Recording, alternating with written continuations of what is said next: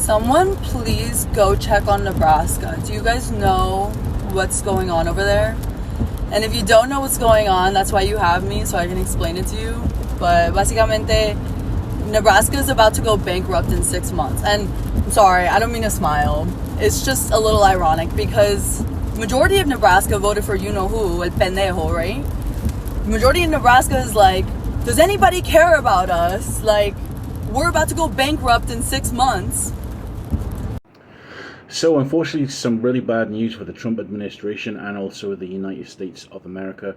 Reportedly, the state of Nebraska is between 2 and 3 months away from being completely bankrupt. So as a Nebraskan, the farmers predominantly voted for the current president. They also voted for Pete Ricketts and Deb Fischer, who aren't doing anything for them. And China announced that they're not going to buy corn and soybeans today, or I think they've done it over the last couple days. I think it was last week. Because of the trade war, their current president that they voted for decided to wage, a trade war with China. They're not going to buy your goods. And I know that a lot of you have said that you want aid. Well, as a taxpayer who lives in Nebraska who did vote for the right candidate,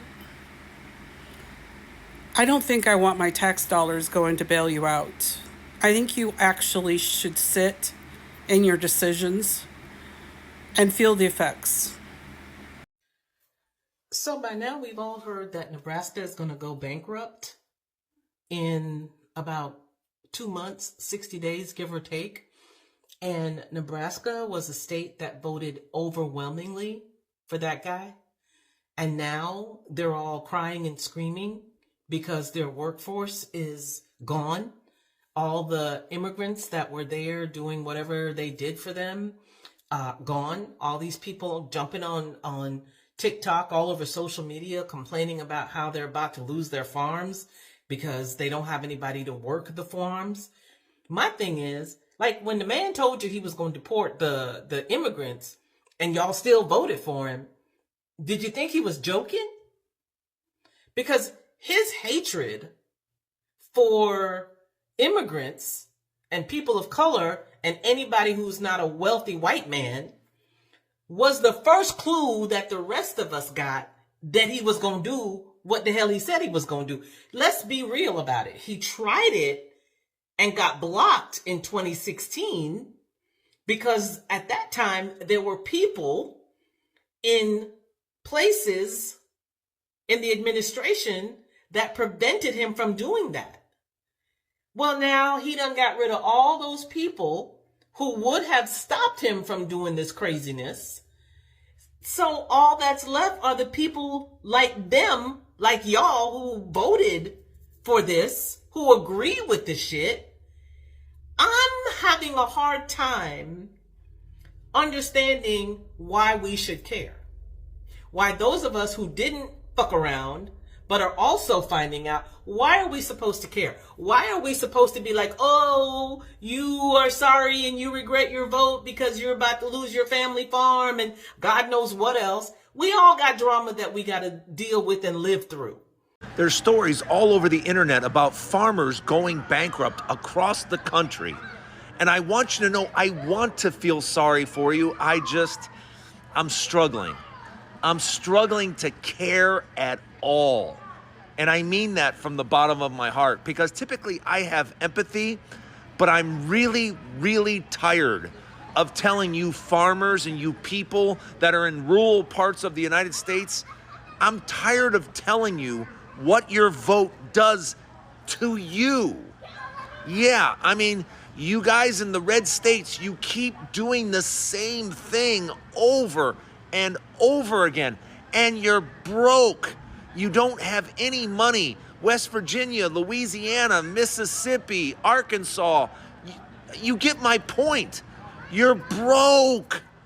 And yet you keep voting for the Republican Party that wants nothing to do with you. And farmers, guess what? You're included. But you keep voting red, and now you want me to feel sorry for you. Nebraskans are pissed. Bigly Askins, the Askins are pissed. Nebraskans, no one wants to hear Farmer John with his butt crack showing, married to a Karen, complaining about losing your little farm when you voted for me. They don't feel sorry for you, and I don't need your votes anymore, so I don't care. Bigley, Nebraskans, what did you think was gonna happen? If all you workers were Mexicans and we got rid of all the Mexicans, who's gonna be your workers? Guess what? You can take a page from the book of the Native Americans, followed by the African Americans, Chinese Americans, Indian Americans.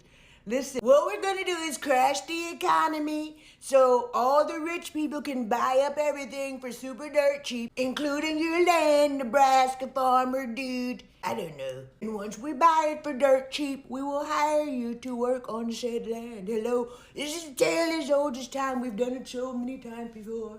And the fact that you thought you were exempt is absolutely hilarious. Bigley! Nebraska, it seems that you should always be grateful for what you have. And at this point, y'all wasn't grateful enough because you thought voting against your interests was better for you. Now, Nebraska's about to go broke. They say Nebraska's going to go broke in about 5 months. They'll be filing for bankruptcy. The whole entire freaking state. Not just one farm. All of them. Whole state. Because Nebraska is a cattle ranch state. You know, they got corn and all that stuff. But all the farmers are going broke and about to lose their farms. You want to know why? I bet you can guess why. But see, this is what voting against your interests gets you.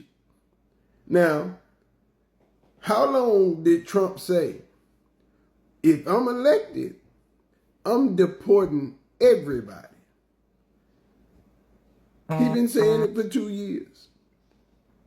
But yet and still, the Nebraska farmers who own all these cattle farms and corn and all soybean, all this farmland,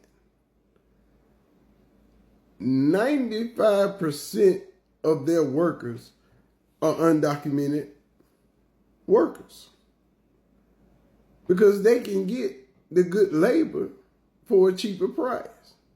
And there's reports now that some farmers have 100% of their workers not showing up and they're being forced to shut down. In South Texas, they grow grapefruit, they grow oranges, lots of different citrus varieties, leafy greens, onions, potatoes, peppers. So not only are the prices of what we can get going to go up at the grocery store, but also there's going to be massive food waste if there's nobody picking these crops when they're ready to be picked. I hope MAGA likes a diet of strictly processed foods. I'm seeing a lot of hate towards these Nebraskan farmers, and I would love to hate on them. But we have to root for them, because if these small farms go out of business, who's going to buy up these small farms? It's going to be the corporations. And we're going to be even more fucked than we are now. They're just going to be able to rule everything, price gouge us on everything. So, as much as I don't want to be supportive, we kind of have to support them. And, do anything we can to help them out, even though they voted for the wrong person. So you wanted proof that the immigration policy would be affecting everyone? Look at your grocery bill next month and the next coming months. ICE ramped up raids in places like Ventura County and parts of the Central Valley fields in California. They went through fields, they went through houses, you name it, grabbing people up. Now, farmers are seeing up to 70% of their workers not showing up to work, left by fear of being arrested. And that means fruits, vegetables are going unharvested, which means they're going to go bad in the fields. A 1/6 generation farmer put it like this: if 70% of your labor force vanishes, so does your crop. And most local workers don't want to pick these plants. And it's a real worry. Cropland is worth nearly $60 billion, and that could be at risk of going into bankruptcy, being sold off to the next bidder, and that bidder may not be an American company. That could be a problem. Workers themselves are scared. One said, if I show up to work, I don't know if I'll ever come home to see my family again. The bottom line is, this isn't just hurting farms. It could raise food prices and disrupt supply chains nationwide. Donald Trump just said that if immigrant farmers get a bad back and can't do farm work, they die. He just said the quiet part out loud when backtracking his own immigration policy. Take a listen to what he said today. Quote, "We want to work with them. In some cases, we're sending them back to their country with a pass to come back legally. We can't let our farmers not have anybody. You know, these people, you can't replace them very easily. People that live in the inner city are not doing this farm work. They're not doing the work. And they've tried, we've tried, everybody tried. They don't do it. Immigrants, however, do it naturally." I said, what happens if they get a bad back? Farmers said, they don't get a bad back, sir, because if they get a bad back, they die. What is wrong with us? Right now, you can see live photos from Oxnard, California, where ICE is lined up by the hundreds to arrest a bunch of people that's been working in the fields 12 to 14 hours today. You said it would be criminals, the worst of the worst. And except for one MS-13, nobody has seen jack shit out of you. But you're out there with riot gear, submachine guns, armored vehicles, trying to arrest a bunch of farm workers who are so tired they can probably barely drag themselves home. What is wrong with us? Nebraska is supposed to go bankrupt in 6 months. I have to ask, why did you vote against your own farm? Because I voted to save your farm, but you knew voting would take away your own farm workers. So I have to know your own thought process, because bankruptcy's coming, girl. Let us know, because I don't have really much sympathy or empathy to give you left. Like, the election's over, babe. Now the consequences of your actions, FAFO, is happening in real time. See, immigration officials raided the meatpacking plant, and more than 70% of the workforce has either been detained or stopped showing up for work due to the fear of additional immigration raids. Even their HR manager has stopped showing up. Now, you'd say, it's Nebraska. It's a deep red portion of Nebraska. But Gary Rower, who is the owner of the meat processing facility, said he voted for a Democrat for the first time in his life because he could not stand behind Republican treatment of migrants. When 95% of his workforce are migrants, he could not allow what they were pushing to be on his conscience that he voted for it. He tries to do what's right. He verifies all of his employees through E-Verify, and when they don't pass, he helps those migrants on a road to gain the ability to pass E-Verify. The state of Nebraska has fucked around and found out as they are ready to go bankrupt in the next 6 months. Their state's economy relies heavily on agriculture, and over 70% of their workforce is from undocumented immigrants. Knowing this, they voted for Trump, hoping that he would get rid of the undocumented immigrants. And now they are severely understaffed across the entire state, unable to find enough workers to replace the undocumented immigrants who supplied their state with enough workforce. This is the find out stage of fuck around and find out. Donald Trump is the best president in his lifetime, and he supports Ron DeSantis 100%, but he's begging these migrant workers, these undocumented workers, to not leave because he's going bankrupt. All these farmers are going bankrupt. All these contractors are going bankrupt because everybody's left. Because this law that they just passed makes it illegal. Like if I'm working with someone who's undocumented and I'm giving them a ride home and get pulled over, I can get arrested. In today's episode of F Around and Find Out MAGA edition, cattle ranchers in the state of Nebraska who voted overwhelmingly for Donald Trump fear the impact on their businesses when Donald Trump implements his mass deportation program that he campaigned on for almost 2 years, that they voted for. I hear the farmers in Nebraska are losing their economy because the workers won't show up or are being deported. I think it's a great opportunity for the farmers in Nebraska and the Nebraskan people to get off their ass and start going to work. There's plenty of jobs available now. American workers and American taxpayers have been taken advantage of for multi-generation, for decades. And it's time for somebody to stand up and put us first and put the country first and do what's best for the country, not what's best for the politicians. Fine. My question is, would you drink this?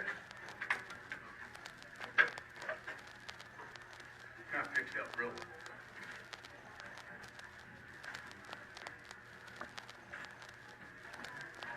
There's some really down there that share people at. So you told me this morning when I was in here talking to you that you would drink this water, right? So would you drink it? Yes or no? So you can either comment or... Oh, you can't answer any questions? So my answer would be no. I would not drink it. And why don't I hire Americans? The simple answer is we can't get the workers. No American ever calls. No American ever shows up. That's why we are so grateful for the guys that are willing to come and do the work here on the farm. We can't do this without them. And we can't do this with people in our local communities a lot of the time. What Americans need to understand is that we have the highest level of oil and gas drilling, not only in the history of the United States, but of any country on the planet right now. And in spite of that, Donald Trump issued a series of executive orders that roll back our commitments under the Paris Climate Accords, that roll back everything that we've done under the Inflation Reduction Act to address our climate emissions. They've rolled back protections for the Outer Continental Shelf and public lands across America.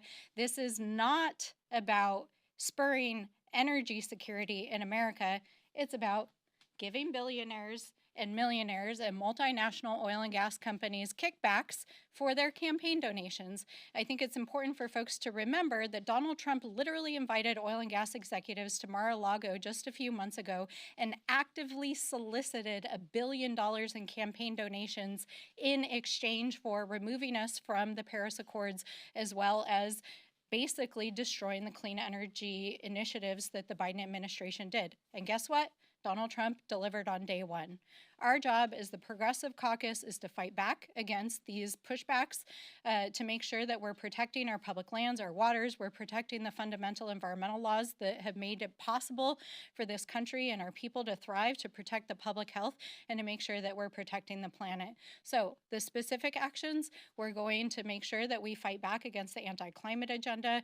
I think there's a lot of interest in engaging internationally with non-state actors who also have a role, as well as to the extent that Congress can, to protect our international agreements. Most of the private sector, including the oil and gas industry, would like to have the international standards for the Paris Accords remain in place. We will continue in the Natural Resources Committee to push back against any and all assaults on the National Environmental Policy Act and the Clean Air and Clean Water Acts and the Endangered Species Act.